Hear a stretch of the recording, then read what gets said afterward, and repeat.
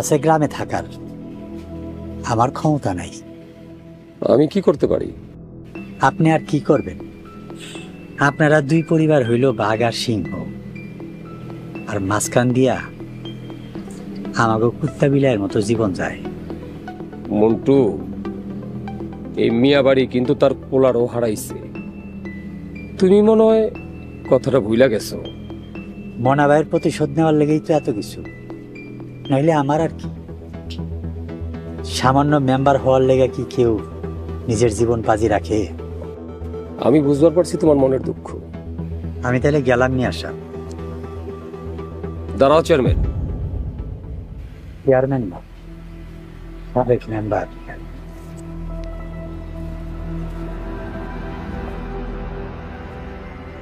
Chairman নাই, এখন তুমি আমার চেয়ারম্যান। শক্তি বাড়াইতেছি, এখন আমি নিজেই সব করব। এমপিও আমার হাতে, তুমি আমার লগে থাকবা। আমি তো আগেও আছিলাম, আপনি কইলে সারা জীবন থাকবো। আমার আর যাওয়ার রাস্তা নাই নিয়ে আসা। আপনার হাত আমার মাথার উপর রাখলে ভরসা পাই নিয়ে আসা। মাতবরের কাছেও তো যেতে পারতাম, সাবেক লোক তার। সে আমাকে নিঃস্ব করছে, তার লগে কোনো কারবার নাই মিয়া সাহেব।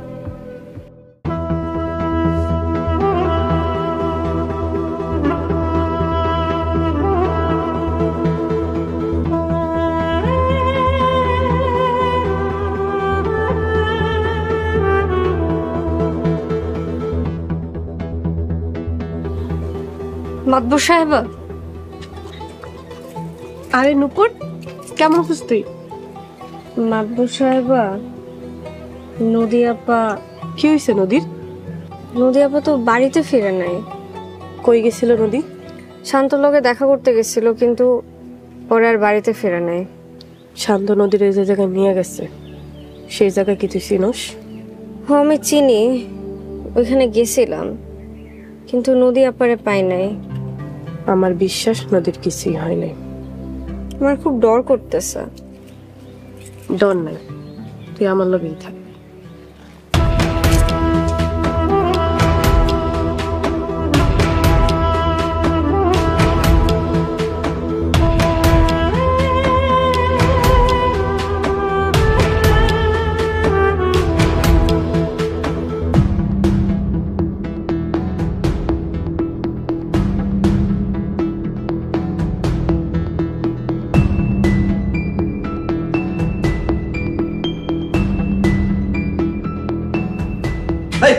বন্ধ করেন, জ্ঞান ফিরতেছে না কেন? ওয়েট, শান্ত। অ্যান্টিডোজ দেওয়া হয়েছে 10 থেকে 5 সেকেন্ড, এর ভিতরেই জ্ঞান ফিরা যায়। আমি এখানে কেন? জ্ঞান ফিরে গেছে। আমি এইখানে কেন? এসব কথা কইবা না। কিন্তু আমি এইখানে কেন? তুমি অসুস্থ। আমি অসুস্থ হইলাম কেমনে? কি হয়েছে আমার? এই যে আমি আপনারা চিকিৎসা দিছিলাম, অসুস্থ হয়ে গেছেন, এখন ডোজ দেওয়া হয়েছে, মাশাআল্লাহ সুস্থ হয়ে গেছে। এই লোক কেডা? এইসব কি আজে বাজে কথা কইতেছে? আমি কবিরাজ, চিকিৎসা দিই রোগীকে সসম্মানে। আপনি চুপ থাকেন। আমি বাড়ি যাব। থামো, শো।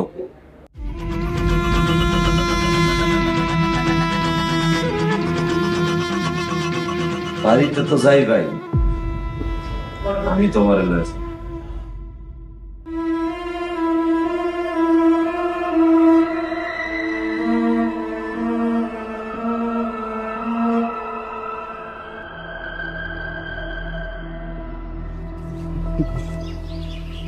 ভাইজান, এই তো লোকটা দেখতেছেন না, কত বড় সাহস! ও কয় কি জানেন? ও কয় শাহ সাহেবের মাইয়ারে নাকি একটা বোবার লগে। থাক, ওই কথা না কই। আরো কয় আপনি নাকি ঘর জামাই থাকেন। আরে বেটা, শাহ সাহেবের একমাত্র মাইয়ার জামাই, নিজের পোলার থেকে বেশি জানে। এখানে ঘর জামাই থাকার কি আছে? মার ওরে, মারতে মারতে বুঝতে পালা ওরে। ভাইজান, আপনার লাশ দেখা লাগবো না, চলেন।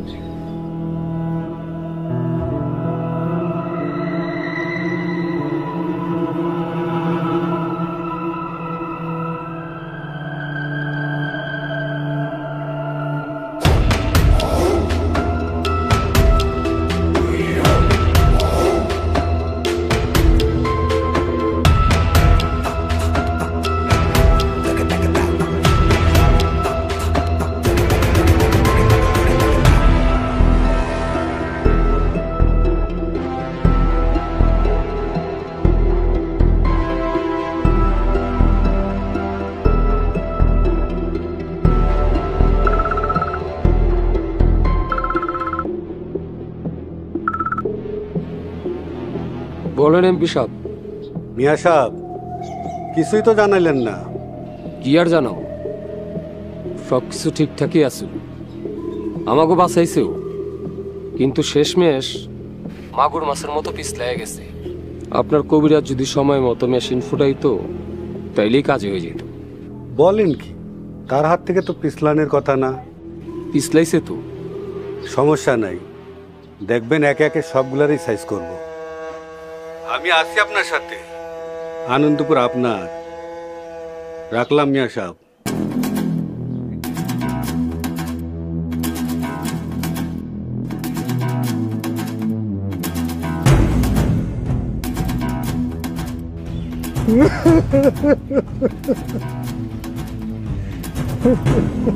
তোমার আবার কি হইল? সাবেক চেয়ারম্যান লেগে সেট করে উঠছে।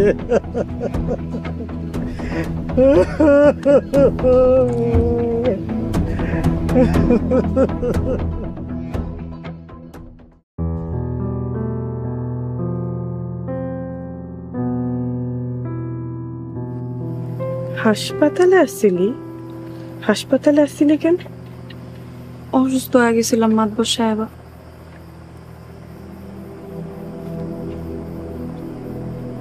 ঘটনা কি নদী? পিলা কত? শান্ত আমার লগে দেখা করতে আসছিল। এরপর আমাকে কথা কাটাকাটি হয়, আমি সাক্ষ্য বাইর করি। এরপর আর আমার কিছু মনে নাই। সাক্ষ্য বাইর করার পর শান্ত কি তোর গায়ে হাত তুলছে? না, সে তো সামনে দাঁড়ায় আসছিল। এরপর আর কিছুই মনে নাই? মানে কি? মাতবর সাহেবা, এরপর আমার আর কিছুই মনে নেই। পরে দেখি আমি হাসপাতালে। তোরে হাসপাতালে নিছে কে? শান্ত। তোরে যদি মারার ইচ্ছাই থাকতো তাহলে শান্ত তোরে হাসপাতালে নিব কেন? এইটাই তো বুঝতেছি না। তার মানে কাজটা করা হয়েছে তোর পেছন থেকে। আর কাউরে দেখছস? হাসপাতালে আরো দুইজন আছিল, কবিরাজ আর একজন সামসা। কবিরাজ? এটা তো আগে কবি। এইবার হিসাব মিলছে। কি হিসাব মাতবর সাহেবা? তুই চাকু বাইর করছস আর সেই সময় পিছন থেকে কবিরাজ তোরে অজ্ঞান করছে। তার মানে কবিরাজ মিয়া গো ইজারা নিছে, তাকে জীবন বাঁচানোর বন্দোবস্ত নিছে। লোকটা কেমন জানি, তার সিরা।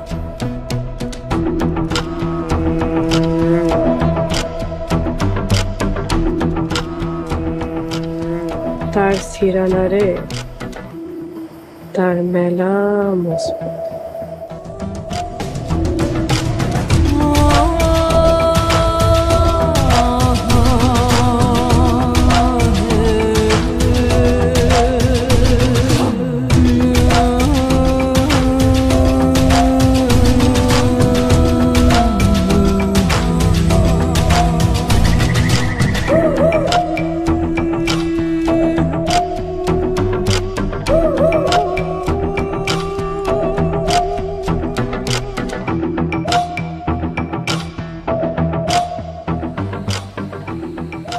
কিরে শুক্কুর, তোর মাথা নিচে কেন? তোর মাথা তো উপরে থাকার কথা। আমি যা জিগামু চুপ করে থাকবি না, উত্তর দিবি। যেমন পালা কুত্তা কখন মালিকের কথা শোনে না? যখন কুত্তা পাগল হয়ে যায়। সেই পাগলা কুত্তার ভবিষ্যৎ কি? অন্ধকার। ওই ফকিন্নিরে আমি মাতবর সাহেবা বানাইছি, তার জন্য তোর এত দরদ কেন? কারণ সে মাতবর সাহেবা। মাতবর সাহেবা কি আকাশ থেকে পয়দা হয়েছে রে? না, আপনি মাতবর সাহেব বইলাই সে মাতবর সাহেবা। তাইলে এই মাতবরের বাদ দিয়া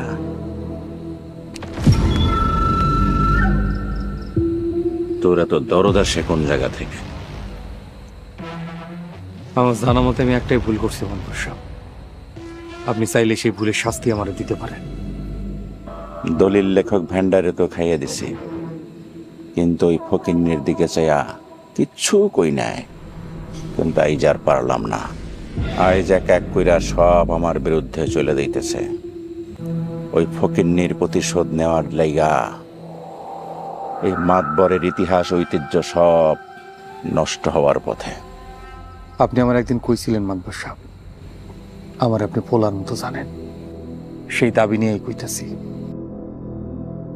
আপনার এই অবস্থার জন্য যেমন মাতবর সাহেবা দায়ী, তেমনি মাতবর সাহেবের এই অবস্থার জন্য কে দায়ী সেটা আপনি খুব ভালো করে জানেন মাতবর সাহেব। আজ ঝিনুকি থাকতো, মাতবর সাহেবা হইতো না।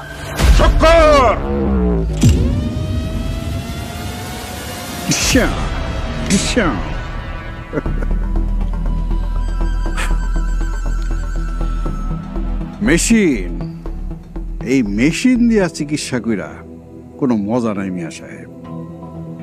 শব্দ, রক্ত, খালি দূষণ আর দূষণ। তবে এই দূষণের মধ্যে যদি মাতবর শুক্কুরে খায়া দেয়, তাইলে তো ইন্না নিল্লা। কি কইতেছেন আপনি? মাতবর কেন শুকুরে মারব? এমন গিট্টু লাগাইছি, এই গিট্টুতে শুক্কুর শেষ। চিন্তায় আছি মাতবর সাহেবারে নাকি আবার খাইয়া দেয়। কেন? দুইটারে শেষ করলে সমস্যা কি? আরে এইখানেই তো সমস্যা। আমি চিকিৎসক, কবিরাজ। আমি যদি চিকিৎসা দিতে না পারি তাহলে তো ভীষণ কমপ্লিট হইব না। কবিরাজ, আপনার পরিকল্পনাটা কি? আমার মনে হইতাছে মাতবর সাহেবারে মাতবর বাড়ি থেকে বাইর করে দিবে। কারণ মাতবর সাহেবার ওই বাড়ি থেকে বাইর করে দিলে তো আর মাতবর সাহেবা থাকবে না। সে তখন হয়ে যাবে গ্রামের সহজ সরল অবলা নারী। মিয়া সাহেব কোন কি এত বড় কাম আপনি একলাই সেরে ফেলাইছেন? আমার তো বিশ্বাস হইতেছে না। এরকমই হয় মিয়া সাহেব। ডন আন্ডারস্ট্যান্ড মি। হ্যাঁ, মানে আমারে খাটো কইরা দেখবেন না। ওই অবলা নারীর চিকিৎসা আমি নিজ হাতে করব। আমিও থাকবো আপনার লগে। থাকতে কোনো অসুবিধা নাই, থাকতে পারবো। মিয়া সাহেব, আপনি যান, মাতবরে আপনার হাতে দিলাম।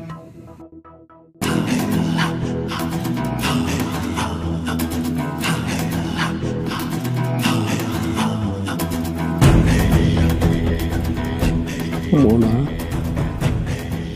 বাপ আমার, আর একটু অপেক্ষা কর, মাতবরে তোর কাছে পাঠাইতেছি।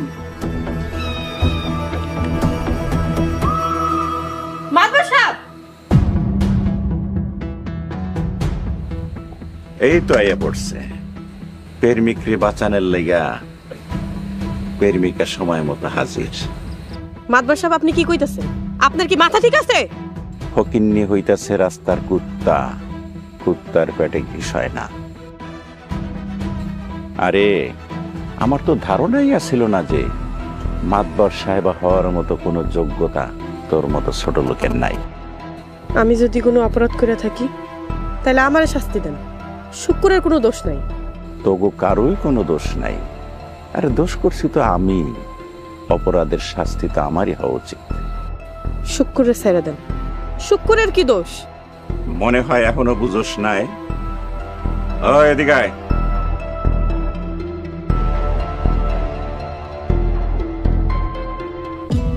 ক এগো দুজনের সামনেই ক, এরা কি কি অপকর্ম করছে? মাতব্বর সাহেব, আপনি তো আমার বিপদে ফালাই দিলেন। শুকুর ভাই তো আমার মাইরা লাইব। তোর শুক্কুর বাইসে থাকলে তো মারবো, নির্ভয়ে ক। শুকুর ভাই আর মাতব্বর সাহেবা আমার বাড়িতে মাঝে মধ্যে সময় কাটাইতে যাইতো। আমি হ্যাঁ করে মানাও করছিলাম, হ্যাঁ আমারে জানের হুমকি দিছে। কে রে তুই? আরে স্যার শুক্কুর। সারা শুক্র খেলা ঘুরে গেছে।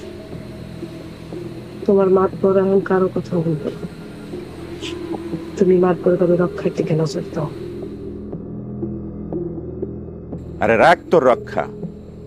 মাতবর বাড়ির ব্যাপারে তোগার ভাবতে হইব না।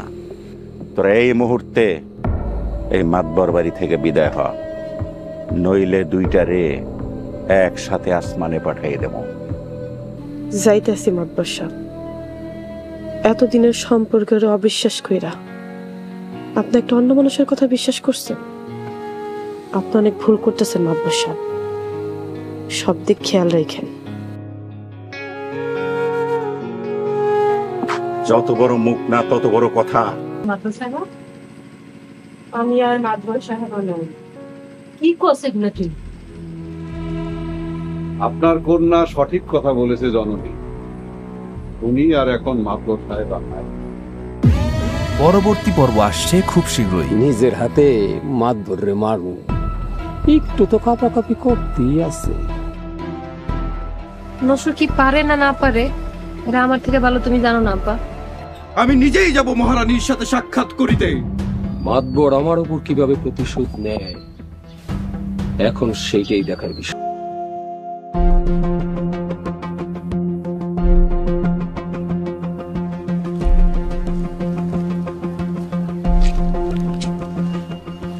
চারিপাশের যে অবস্থা, মোল্লার চারপাশে আমাকে লোক লাগায় রাখ। চেয়ারম্যান সাহেব, আপনি থানায় গিয়া কি বুঝলেন? পানির লাহান টাকা ঢালতেছে মোল্লায়। তাইলে ওই মোল্লা তো টাকা পয়সা দিয়া সব লোক কিনা ফেলাইব। এর লেগেই তো কইলাম মোল্লার আশেপাশে আমাকে লোক লাগায় রাখ। আমাকে তো বেশি লোকের দরকার হইব না, কামের লেগা কয়েকটা মানুষ হইলে হইব। আমাকে ক্ষমতার কাছে ওকে টাকা পয়সা কিছুই করতে পারবো না। যে আছে চেয়ারম্যান সাহেব। নাজুর নতুন মাইয়া, ওর জামাই নাকি গ্যারামে আইছে, ওইটা নাকি বাটপার। হ, জামান ভাই খালি বাটপার না, টাকার লাইগা এ মানুষে খুন করতে পারে। এরকম মানুষই দরকার, ওরে দলে ভিড়া, ভবিষ্যতে কামে লাগবো। আমি জামান ভাইয়ের লগে কথাবার্তা আগায় রাখছি। ভালো কাম করছস। জমির দিকে সবসময় খেয়াল রাখবি। মোল্লার লোকজনকে যদি আশেপাশে দেখস, সোজা মাইট শুরু করবি। যে চেয়ারম্যান সাহেব। আমি বাড়ির দিকে গেলাম, খাওয়া দাওয়া করে বাড়িতে আয়। আচ্ছা চেয়ারম্যান সাহেব।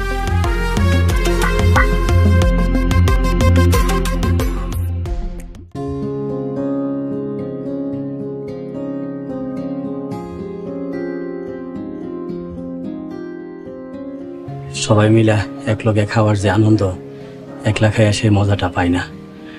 কত কইরা কইলাম মায়াডারে আমার বাড়িতে থাকতে, কিন্তু থাকলো না, চলে গেল। মাইয়াটা জামাই লয়ে এখানে থাকতে শরম পায়। তুমি তো জানোই জামাইটা বেশি সুবিধার না। মাইয়ার তোমার লেগে টান আছে ঠিক। জামাই রেখো একটা কাজ কামের ব্যবস্থা করতে, আর না হয় বাজার একটা ব্যবসা বাণিজ্য দিতে। টাকা পয়সা যা লাগে আমি দিই মনে। পুরুষ মানুষ তো ঘুরাফিরা খাইলে আরো বেশি খারাপ হয়ে যাবে। তুমি টাকা পাইবা কই? আমার তো জমানো টাকা নাই, জমি বিচ্ছা দিতে হইব। আমার তো যা কিছু আছে সবই সন্তানের লেগে, আর এই সন্তানরা যদি সুখে না থাকে জমি দিয়ে কি করবো? না না, আমি এক টুকরা জমিও বেচতে দেবো না। যা আছে সব আমার সাহেবের। মাইয়া তো বিয়ে দিয়ে দিছি, মাইয়ার দায়িত্ব জামাই। তোমার পোলার ভবিষ্যৎ অন্ধকার, ওর চিন্তায় সারাক্ষণ আমার কলিজায় কামড় দিয়া থাকে। ওরে লয়ে যে আমি কি করবো? সাদ্দাম মোল্লার লগে ঝামেলা করছে না, আমারও ডর করতেছে। খালি ডর, কখন যে কি হয়ে যায় কে জানে। পোলাডারে আর গ্রামে রাখুন যাইব না। তুমি পোলাডারে একটু বুঝাও, ওই ঢাকা চলে যাক, না হয় বিদেশে পাঠাই দিই। পোলা তো আমার অবুঝ না, ওর মনের খবর আমি জানি। সবই তো করতেছে ওই চেয়ারম্যানের মাইয়া পুতুলের লেগা। চেয়ারম্যানের বংশের কথা তুমি জানো না? ওই বংশের মায়া আমার পোলার কাছে কখনো বিয়া দিব? কিয়ামত হয়ে গেলেও দিব না। ওই চেয়ারম্যানের মায়ের পিছনে ঘুরা ঘুরা তোমার পোলা একদিন মরণের দরজা চলে যাবে। দূর, চুপ করো তো। খাওয়ার সময় কি কয় সব বাজে বাজে কথা।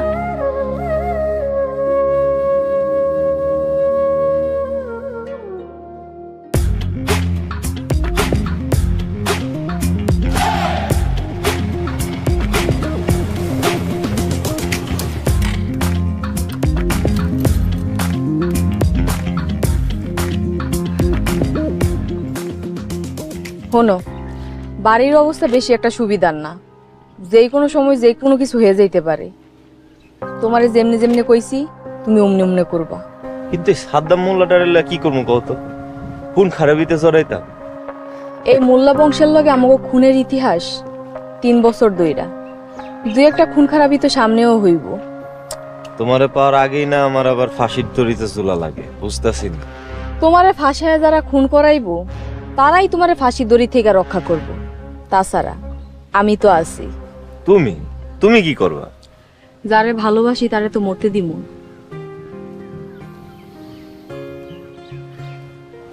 আচ্ছা সোনা পাখি, তুমি আমারে কতটুকু ভালোবাসো? যতটা ক্ষুধা লাগলে মানুষ খাওয়ার লেগে রাক্ষস হয়ে থাকে। এটা কি আমার কথার উত্তর দিলা নাকি ধাঁধা কইলা? তা তো আমি কমু না। আবার আচ্ছা গেলাম আমি, তোমারে যা কইছি মনে থাকে যেন। মনে থাকবো, খালি ইশারা দিবা আর কাম হয়ে যাবে, কি বুঝলা? তাইলে আমি এখন যাই।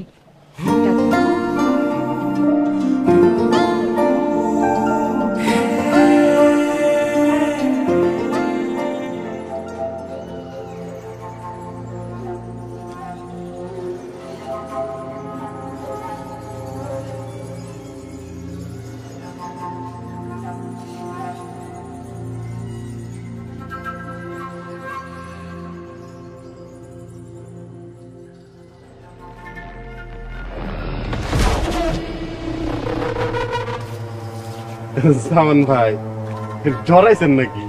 দূর মিয়া, তোমার সমস্ত খেলনা আমি ছোটবেলা থেকে খেলাই, তুমি জানো না? তা তো জানি, আপনি এলাকার জামাই, আমাকে দুলা ভাই, তাই একটু মস্করা করলাম।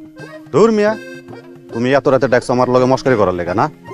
আমি আরো দিন আমার বউয়ের কাছে ভালো হইতেছি, তুমি কি আমার সংসার ভাঙবা?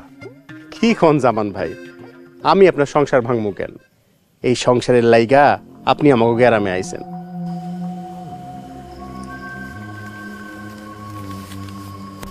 এই টাকা করে রাখেন, আমি জানি আপনার পকেটের অবস্থা ভালো না, টাকা করে রাখেন। আর এই সংসার ভালো রাখতে হইলে হাত ভর্তি টাকার দরকার আছে। খাজা, তুমি আমারে যে টাকা দিছো এটা তো আমার চাবিরি খাইতে চলে যাবো, আর এটারে তুমি কইতেছো হাত ভর্তি টাকা।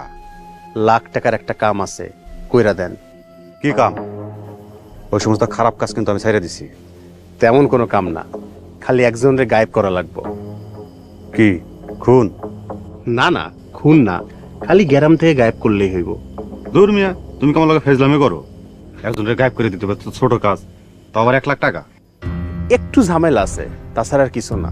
আর আপনার লগে তো আমার টাকা পয়সার সম্পর্ক না। আচ্ছা, তা না হয় বুঝলাম। তাই খাজা, তোমারও কিন্তু আমার একটা ছোট্ট কাম করে দিতে হইব। কি কন জামান ভাই, ছোট কাম? আপনি কইলে আমি লাশ ফালাইয়া দিব। আচ্ছা ঠিক আছে, শোনো, এত রাইতে যেহেতু ঘর থেকে বাইরে করছো, ওই রতন টমের বাড়ির থেকে আমার একটু গলা পানি খাও। অনেকদিন ধরে খাই না, গলাটা কেমন আর কাঠ হয়ে গেছে। খাইতে খাইতে তোমার কামের কথা আমি শুনুমনি, আমারটা তুমি হইনি। চলেন চলেন যাই।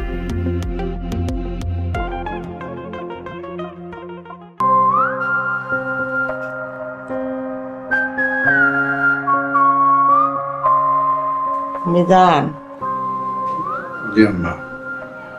আর দেরি করার মতো না, যত তাড়াতাড়ি সম্ভব গোরস্থানের জমিটা দখল করতে। জি আম্মা, কিন্তু ওই জমির মালিক তো পরি। পরি? না মানে পাগলি আর কি। আমার কথা তো তুই শুনস, আমি বারবার এই পাগলিরে গ্রাম ছাড়া করতে চাইছি, তোর লেগে পারি নাই। আজ যদি পাগলি না থাকতো তাহলে সব জমির মালিক আমরা হইতাম। আমারই ভুল হয়েছে। এই বিষকাটা আগেই দুনিয়ার থেকে সরাই দেওয়া উচিত ছিল। যাই হোক, পরীর জমি তো দূরের কথা, পরী পাগলি হওয়ার আগে ওর নিজের মালিকানাই তো আমগো কাছে আসিল। এখন পাগলের কোনো হিসাব নাই রে মিজান। কিন্তু আম্মা, কাগজের দিক থেকে তো আমরা আইনে আটকায় যাব। তুই তো এখনো ময়া যাস নাই, পয়সা আসল পাগলির মালিকানা তো তাইলে বদল পাই নাই। তাইলে কি আম্মা পরীরে আবার? আমি বাচ্চা থাকতে এটা কোনোদিন হইব না। আমার দরকার একটা লাশ। লাশ? পাগলি অথবা সাদ্দাম মোল্লা, দুইজনের মধ্যে একটা লাশ গেলেই এই জমির মীমাংসা হইয়া যায়। এইবার তুই চিন্তা কর, কার লাশ দিয়া গোরস্থান শুরু হইব। আমার চিন্তা শেষ।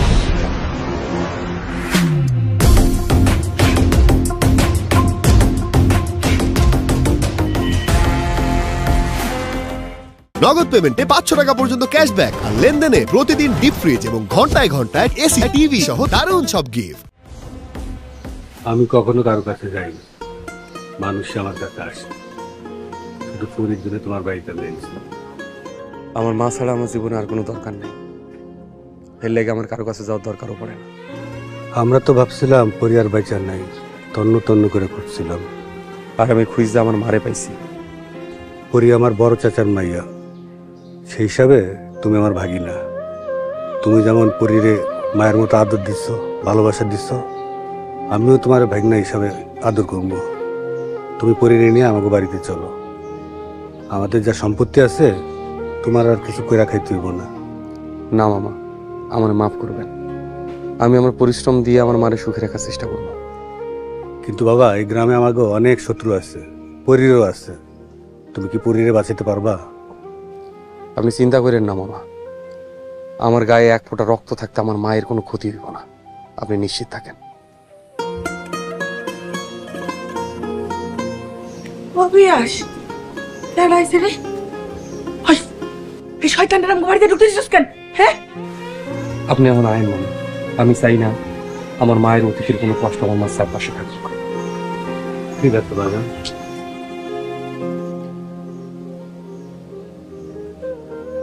এটা শয়তান, ওরা আমাকে বাড়িতে আইতে দিবি না। ঘরের লোক না দিমু না আইতে, তোমার লাগে কথা আছে। নাস্তা খেতে খেতে আবার শুনে শুনে তোর কথা বলা, ঠিক আছে? এই জমির আসল মালিক হইল পরী পাগলি, পিয়াজ ভাই। আয় তাইলে কালকে তোর লাশ দাফন কইরা ওই গোরস্থানের উদ্বোধন করো। আচ্ছা, বুড়ির ক্ষুধা লাগলে তুমি খায় কি? রক্ত। খেলাটা কইলাম এবার অনেক শক্ত। সাদ্দাম মোল্লা ঘোষণা দিয়ে মাঠে নামতাছে। আমি কাল বৈশাখী ঝড়, আমি নিজেই নিজের পর, কেউ ছুঁয়ো না আমায়, ভেঙে যাবে সুখের ঘর। আমি মরে গেলেও খোদা, কারার কেউ নাই। আহারে আহারে জীবন, বেঁচে থেকেও বল তুই বেঁচে আছিস কোথায়? Don't touch my body. If you touch me again, I will go to the police station. আপনি আমারে বিয়ে কইরা কাজের মায়া বানায়া যা করতেছেন, আমি কিছুই কই না। বেশি বাড়াবাড়ি করতেছো। বাড়াবাড়ি দেখছেন কি? আমি আরো বাড়াবাড়ি করি। যেভাবে হোক ওই মেয়েকে এই বাড়ি থেকে বের করতে হবে। আরে আমি তো প্রথম দেখাতে প্রেমে পড়ে গেছিলাম। আমার তো একজনকে অলরেডি পছন্দ হয়ে গেছে রে। আমি তোমাদের এলাকার একটা মেয়েকে বিয়ে করতে চাই। ছি ছি ছি, ভাই ওই গ্রামে মেয়েটাকে বিয়ে করেছে? টাকাটা তুমি নাও না তো? আপু যদি আর না হ্যাঁ, আল্লাহ যেমন রবিসাকে সুখে রাখে। ডাকা চাঁদ কখনো আড়ালে, কখনো হাত খোলা মুখে উকি মারছে। বিশ্বভ্রান্তের অসাধারণ শরীরের মধ্যে দারুণ কিছু একটা আছে, যা ওরা এসবের মধ্যে প্রকাশ করেছে। যদিও প্রকাশ আদৌ অবরণে ঢাকা, তবুও সুন্দর। তাই বলি, একজন সুখী মানুষ হতে চান তো একটি পরিচ্ছন্ন আত্মাকে ধারণ করুন সুন্দর দুটি চোখ, যা সাধারণ জায়গায় দেখতে পায়, মনোহর কিছু দেখতে পায়। শিশু সচ্চরিত এবং অত্যাধিক সরলতা আমাদেরকে অনেকেই নিজেদের সুখ নিজেরাই প্রস্তুত করি। অবশ্যই সব সুখী যে নিজেদের তৈরি তা নয়। সামাজিক অবস্থায় আমাদের বেশ কিছু দুঃখ কষ্টের জন্য দায়ী। তবে এখন এটা সত্যি যে বহুলাংশে আমাদের চিন্তা শক্তি এবং মনোভাব, যা আমাদের জীবনের উপকরণ থেকে একটু একটু করে বের করে আনি, তা আমাদের জন্য সুখ প্রদত্ত হতে আরো অসুখ প্রদত্ত হতে পারে। 5 জন মানুষের মধ্যে 4 জন মানুষই খুব একটা সুখী নয় যেমনটা তারা হতে পারে। এই ধারণাটি ঘোষণা করা বিখ্যাত কর্তৃপক্ষ, এবং তিনি আরো বললেন, সুখীহীনতা হলো মনের সবচেয়ে স্বাভাবিক একটি অবস্থা। এই কথা বলতে আমি দ্বিধাবোধ করব যে মানুষের সুখবোধ এত নিচু স্তর পর্যন্ত আঘাত করতে পারে কিনা, কিন্তু আমি অবশ্যই দেখতে পাই যে আমি যতটুকু হিসাব করতে উদ্বিগ্ন বোধ করি, তার থেকে বেশি সংখ্যক লোক অসুখী জীবনযাপন করছেন। যেহেতু প্রতিটি মানুষের মৌলিক ইচ্ছা হলো সুখের অবস্থায় থাকা, কিন্তু তার জন্য তো কিছু করতে হবে। সুখী অবস্থায় কর্জে পরিণত করা সম্ভব, এবং সুখ পাওয়ার পদ্ধতি জটিল কিছু নয়। যে কেউ যদি সুখ পাবার বা সুখী হবার বাঞ্ছা করে, যে সঠিক পদ্ধতি শেখে এবং সঠিক সূত্র প্রয়োগ করে, সেই সুখী হতে পারে। একবার রেলগাড়ির ভোজন কক্ষে স্বামী স্ত্রী যুগলের রবাবর বসেছি। এরা আমার কাছে অভ্যাস চরিত্র গঠন করে। কিভাবে অভ্যাস তৈরি? How do you form habits? আমরা যা পূর্ণ করি তা অভ্যাসে পরিণত হয়। কাজ করেই আমরা শিক্ষা লাভ করি। সহশিক্ষার সঙ্গে কাজ করলে আমাদের সাহসী হয়। আমরা যদি সততা, ন্যায় পরায়ণ অভ্যাস করি, তাহলে গুণগুলি আমাদের চরিত্রে অবগত হয়। আর সেইভাবে যদি আমাদের নেতিবাচক গুণ, যেমন অসততা, অন্যায় ব্যবহৃত অথবা সুশৃঙ্খল বোধের অভ্যাস করি, তাহলে সেগুলো আমাদের চরিত্রে প্রকট হয়। আমাদের দৃষ্টিভঙ্গি অভ্যাস দ্বারা তৈরি হয়। অভ্যাস আমাদের মানসিকগত অবস্থায় এবং বিভিন্ন বিষয়ে আমাদের প্রতিক্রিয়া নিয়ন্ত্রণ করে। অবস্থার দ্বারা নিয়ন্ত্রণ। আমাদের অনেকেই ব্যবহার অপেক্ষিত, অর্থাৎ অন্য কিছুর ওপর নির্ভরশীল। বিশেষ করে এই অভ্যাসের ওপর নির্ভরশীল। আমরা যদি কোনো কাজ ভালো করে করতে চাই, তা সক্রিয়ভাবে হওয়া উচিত। যদি আমরা সচেতনভাবে চিন্তা করে সঠিক জিনিসটি করতে চাই, তাহলে অনেক সময় ভালোভাবে করা যায় না। অর্থাৎ ভালোভাবে কাজ করার একটা অভ্যাস তৈরি করা দরকার। আমাদের সবসময় সকল ক্রমাগত পরিবেশ এবং সংবাদ মাধ্যমেই দ্বারা নিয়ন্ত্রণ হয়, এবং অনেক সময় আমরা রবার্টের মতো ব্যবহার করি, কিন্তু আমাদের ইতিবাচক অবস্থা দ্বারা আমাদের নিয়ন্ত্রণ হওয়া উচিত। আমি যখন সামরিক বিদ্যার ছাত্র ছিলাম, তখন আমি লক্ষ্য করেছি যে যারা সর্বোচ্চ দক্ষতা দেখিয়ে ব্ল্যাক বেল্ট পেয়েছেন, তারাও ঘুষি মারার অথবা প্রতিপক্ষের ঘুষি থেকে বাঁচার ন্যায় প্রাথমিক বিষয়গুলো অনুশীলন করেছেন, কারণ অনুশীলন ফলে তাদের দক্ষতা বাড়ে। সক্রিয় যন্ত্রের মধ্যে এগুলো ব্যবহার করতে পারেন। সু অভ্যাস তৈরি করা মুশকিল, কিন্তু একবার তৈরি হলে জীবনযাত্রা সহজ হয়ে যায়। বদ অভ্যাস খুব সহজেই তৈরি হয়, কিন্তু তারা জীবন দুর্বিষহ করে। আমরা কিভাবে পরিবেশ দ্বারা নিয়ন্ত্রণ হই? হাতির শক্তি কথা ভাবুন। সুরের ধারায় 1 টনের বেশি ওজন তুলে ফেলতে পারে। তাহলে কিভাবে এই হাতি একটি সামান্য দড়ির সাহায্যে একটি খুঁটিতে রাখা হয়? বাচ্চা যখন দুর্বল, কিন্তু শিকল ও গাছ তখন খুব শক্ত। বাচ্চা আবার বাধা থাকতে অবস্থায়